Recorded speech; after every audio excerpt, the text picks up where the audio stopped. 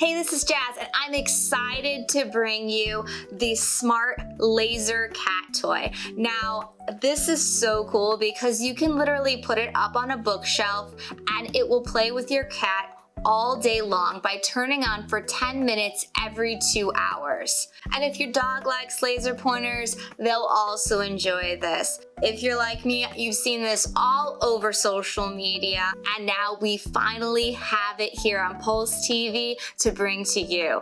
I've tested this on my own cats and they absolutely love it. You can control where the actual dot goes by pushing on this knob. You'll see that each one is color-coded to tell you on what area the little dot dances. Then you can turn the knob in order to control just how fast the dot moves. You can also control just how wide of a space that the dot moves by placing this either closer to the ground or higher up on a shelf.